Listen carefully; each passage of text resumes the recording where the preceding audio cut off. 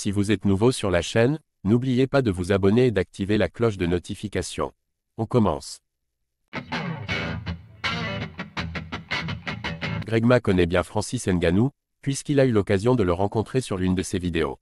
Il sait à quel point l'ancien champion UFC est fort et puissant, et il vient d'ailleurs de faire une sortie assez hilarante à ce sujet. Le youtubeur a répondu à un dilemme lunaire. Gregma, c'est la référence absolue des arts martiaux sur la branche francophone de YouTube. Il officie pour la chaîne Karaté Bushido, et chaque semaine il divertit ses près de 1 million d'abonnés avec des vidéos toujours très bien pensées. Preuve qu'il est un homme respecté dans le milieu, il a la chance de tourner avec les plus grosses pépites du MMA français et d'autres disciplines.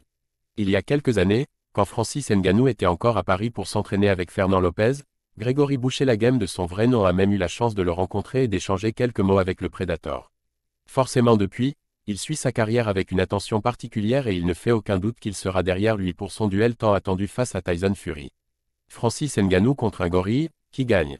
Parce qu'il a eu la chance de le voir de ses propres yeux, Gregma sait à quel point l'ancien champion de l'UFC est puissant. Alors dans la dernière vidéo de son ami Henri Tran, il s'est servi de lui pour répondre à un dilemme assez drôle. Qui remporterait un combat entre l'homme le plus fort du monde et le gorille le moins puissant?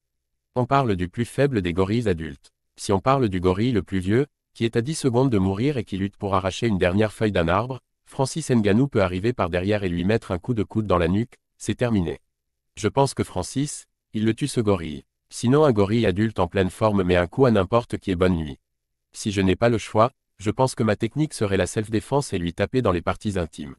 Je pense que l'homme fait partie des animaux les plus faibles. On n'a pas de dents, pas de griffes. Heureusement qu'on en a dans la tête.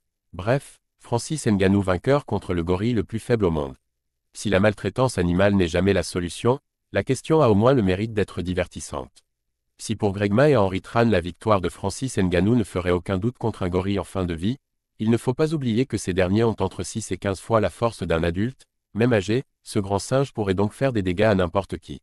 Si Francis Ngannou a la confiance des deux vidéastes, il n'est pas certain que lui accepterait de relever le défi. Il a beau être l'un des hommes les plus puissants sur Terre, il partirait quand même avec un déficit de force.